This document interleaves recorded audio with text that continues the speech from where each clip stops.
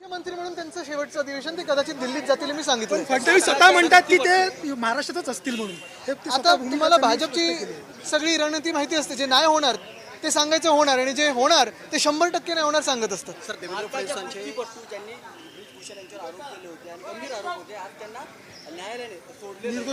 आता जे टीव्हीवर येऊन कल्चर बद्दल सांगतात लोकांना, ही आपली सभ्यता नाही बद्दल सांगतात, त्यांच्यासमोर प्रश्न विचारा, त्यांना विचारा.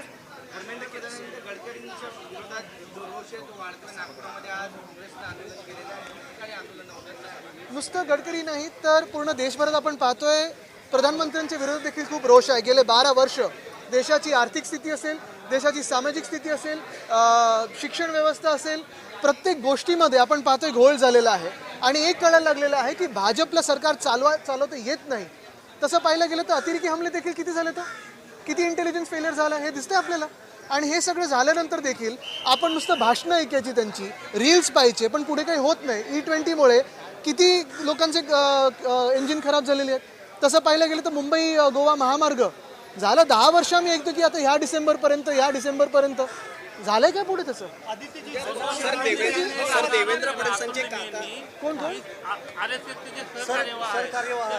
की बाबा सीजेपीचा जो वापर आहे आंदोलन झालं ते संविधान विरोधी होतं आणि आरएसएस संविधान विरोधी होता. मला वाटतं भाजपला स्वतःचं संविधान या देशावर लादायचं हे दिसायला लागलं आणि म्हणून 2/3 मेजॉरिटी हे मागत आहेत. डिलिमिटेशन हा एक बहाणा आहे, पण जे अधिकार तुम्हाला दिलेत, जे हक्क तुम्हाला दिलेत ते तुमच्याकडून काढून घ्यायचे आहेत आणि म्हणून भाजप 2/3 साठी काम करतं. आदित्यजी मोहन भागवत 6 ऑगस्टला मोहन भागवत जेनझींबरोबर संवाद साधणार आहेत. मला वाटतं संवाद हा जर लाठीचार्ज करायच्या आधी, टिअर गॅस करायच्या आधी, त्यांच्यावर AK-47 चालवायच्या आधी, तरुण मुला-मुलींना ट्रोल्सनी हैराण करायच्या आधी, माफी मागवायच्या आधी हे सगळं जर संवाद झाला असता तर धर्मेंद्र प्रधान यांचा राजीनामा घेण्याची वेळ आली नसती. हा संवाद खूप उशिरा होत आहे. देर आहे लेकिन दुरुस्त नाही आहे असं होत आहे.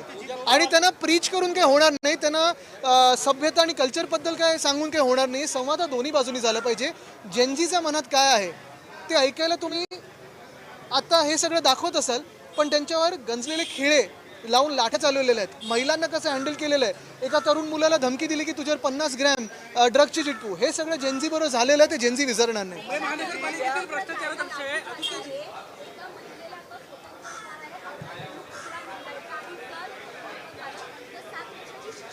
असं आपल्या देशात पक्ष उल्लंघन कायदा पण आहे, पण त्याचं काय झालंय हे आपण पाहतोय. गेले 4 वर्ष त्याच्यावर प्रलंबित आहे.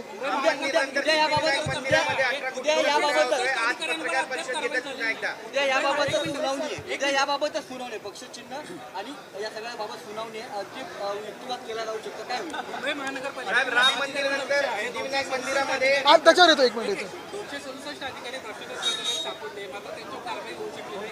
केवळ 27 निलंबित केले तर कारण ही जर कारवाई केली तर अगदी उपमुख्यमंत्री कार्यालयापर्यंत ही कारवाई जाईल हे त्यांना माहिती आहे. आणि भ्रष्टाचार हा DCMच्या ऑफिसमधून, CMच्या ऑफिसमधून की त्यांच्या लाडक्या कॉन्ट्रॅक्टर्सच्या हातातून होतोय हे सगळ्यांना कळायला लागेल.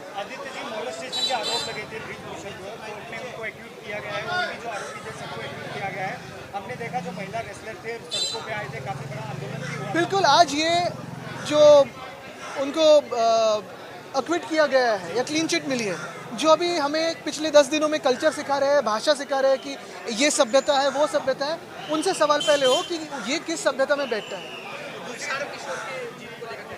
मुझे लगता है कि यही बदलाव की जो एक हवा है वो देश भर में घूमेगी.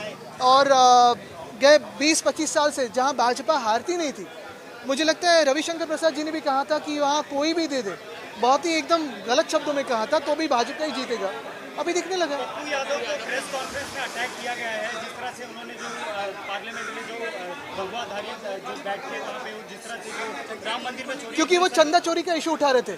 क्योंकि जो राम मंदिर में डोनेशन बॉक्स से जो स्कैम हुआ है या फिर वहाँ जो चोरी हुई है, बहुत सारे अलग अलग मंदिरों में जिस भाजपा ने चोरी की है, चंदा चोरी की है, वो इशू उठा रहे थे और उसके लिए उनकी आवाज़ बंद करे. तो राम मंदिर जब अपूर्ण होता है और उद्घाटन होता है तो वो हिंदू विरोधी नहीं है. जिस राम मंदिर के उद्घाटन को शंकराचार्य जी को नहीं बुलाया जाता है, राष्ट्रपति मुर्मू जी को नहीं बुलाया जाता है, वो हिंदू विरोधी नहीं है. जिस राम मंदिर में चंदा चोरी होती है वो हिंदू विरोधी नहीं है. जो आजकल आप देख रहे हो इस देश में हिंदुओं के जो हाल हुए हैं भाजपा के हाथों से, वो हाल हिंदू विरोधी नहीं है, लेकिन जो सवाल उठा है भ्रष्टाचार पे वो हिंदू विरोधी है। आपको याद होगा पालघर में 2 साधु की हत्या हुई थी, उसमें भी प्रमुख आरोपी ये भाजपा के ही थे, वो हिंदू विरोधी नहीं है। भाजपा के शासन में यही तो होते रहेगा।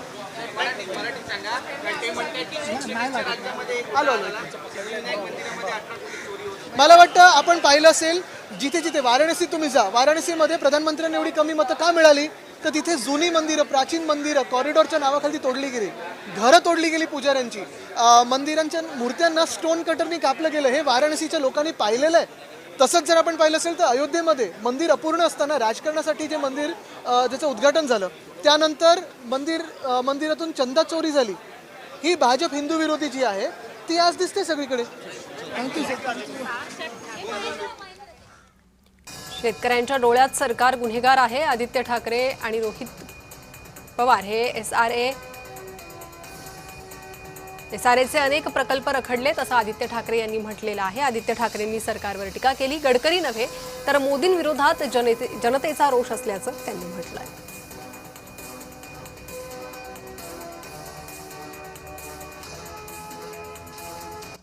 वळूयात पुढील बातमीकडे। नाशिकमधील रस्त्यांवर अजूनही 60% खड्डे असल्याची कबुली